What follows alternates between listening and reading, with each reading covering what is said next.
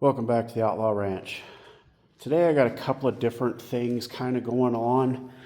The first thing I thought I would do is try to get this axle back under the truck kind of close. It's not perfect. It's from the mounting point here to the plumb bob, we're about 21 1/4. On the other side, I think it was like 21 5/16. Close enough for what I'm trying to do here. The other thing I thought I would try to do is get this shock kind of mocked up here under the truck to see where it's gonna go. I think that shock mount is gonna end up kind of spanning this bolt. I think that was just for brake lines. I'm not 100% sure. I'll have to look back on some other photos and other posts and see if I can't nail that down for sure. But I think that's what that was from. At any rate, I think I am still going to want access to it. So I think that shock mount is going to kind of span this a little bit. Now this plumb bob, you can see that the plumb bob is definitely inside of this. So if that shock was to span this, that would mean the center of the shock isn't protruding too far, actually on the inside, I guess I should say. I would like to have that shock mount a little further out, but those links need to be in line with that also. And you can see we want just the slightest bit of triangulation if we can get it. So those link mounts probably need to be as far out on that axle as possible. So the shock mounts I think are going to come in just a little bit. I wish they didn't have to. I don't know how else to do it. But that's what we're going to start off with. The other thing with this plumb bob that it just kind of now hit me is I wanted that shock mount to kind of come in about right here. And I thought that would be a good angle. This is now at ride height, so I think that's going to work. We'll start cleaning up the frame here a little bit and see if I can't get that upper shock mount kind of loosely tacked in and see where these other brackets are going to end up. So hang on, folks. We got some work to do. Okay, this is getting to be part of the build where things just have to go where they have to go. Here's the upper shock mount here. It is in place. You can see it's right up against the bed floor. This doesn't really matter because this piece actually hangs down below the bed floor, but it fits up nice and tight to that. If we stand back, you can see that string line there. That's the plumb bob. So you can see we're forward of that. But that's where that shock mount has to go. So looks like I got to do a little bit more grinding on this side. That's where it's going to have to go. More work to come. Stand by, y'all. Stand by. Okay, just kind of a quick little tip here. These mounts, what I did was I mounted the actual shock tabs here inside of the actual hard mounts to get welded to the frame. The reason I did that was so that not only could I get a weld on the outside edge of this, but hopefully I can also get a weld on the inside once I remove these. Another quick little tip, what I did was I put this all together so it was on the table so that all 4 points here are in contact with the table. So this thing is straight and square as it could get. That way when I get it tacked up and welded on the frame over here, hopefully it stays nice and straight and square, and that shock will be, the bolt that goes through that shock will be nice and flush. There shouldn't be any binding and stuff. The other thing I just learned was it looks like my shock mounts need to be mounted as far outboard on that axle as possible.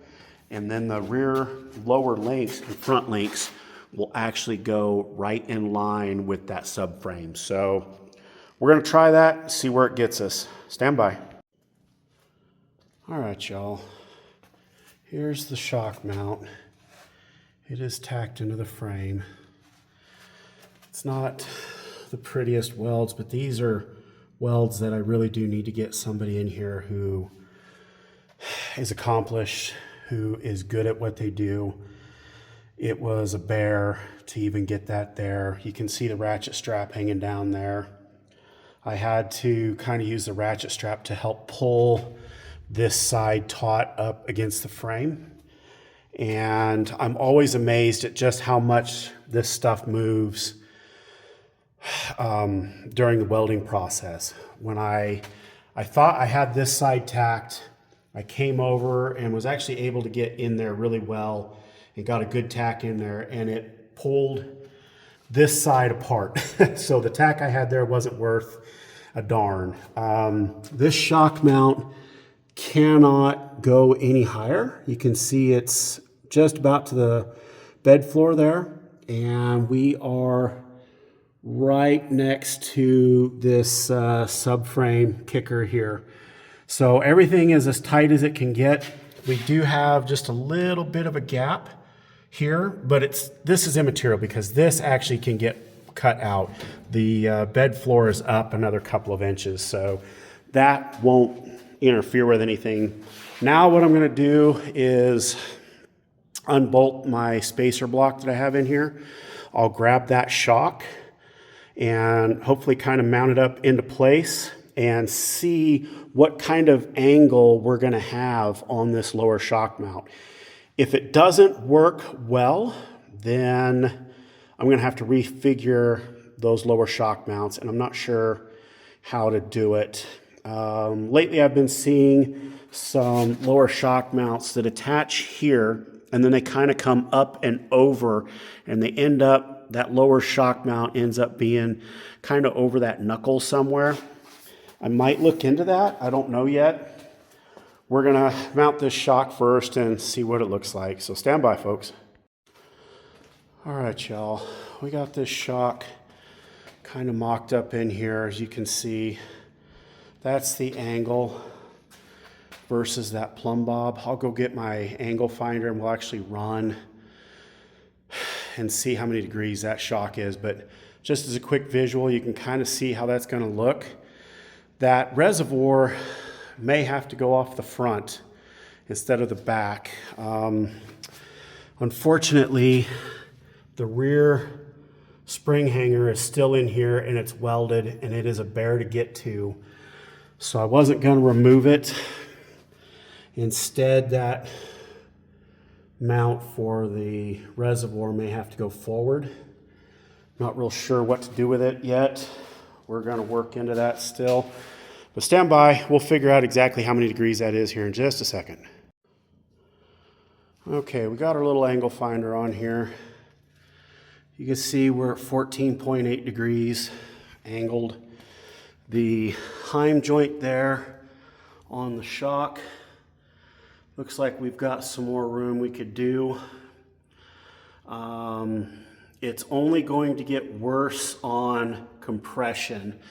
It should actually get better on as it rebounds, and the reason is because that axle is going to travel on an arc. I'm not sure that I like that. I'll run it by some friends and see what they say. So, all right, y'all. This is what I was talking about with that shock and that old rear spring hanger there, trying to occupy the same space. It's welded up there, and it would be a real bear to get that off with the bed still mounted. And I don't have a good way of removing this bed with it this high up. So I'm kind of at a standstill right now. I'm going to have to do a little bit more research to figure out what I should be doing first. Maybe I should have started with the links first and then put the shocks where they fit instead of trying to make the shocks fit. I don't know. I don't know if you guys can see this, but If you look at that plumb bob versus the shock, you can see the bottom of the shock is inboard towards the center section more than the top is. So now I'm starting to think that my lower shock mounts may not be right. And what I should have done was got those shock mounts that kind of have a crescent that comes up and over the top of that knuckle. That may be something I got to do. I don't know yet. These lower shock mounts, while they're good, they're nice, they kind of key together and everything, they might just be wrong. So I am going to have to really do some more research here. And I'll get back with you guys as soon as I get something else figured out. Anyways, I appreciate each and every one of you all watching again. I am very grateful. I know I say this all the time, but it really is very important to me, and I appreciate it. If you would, please like, share, comment, subscribe, and I will do everything I can to answer those comments, and I appreciate it. Thank y'all. Catch you on the next one.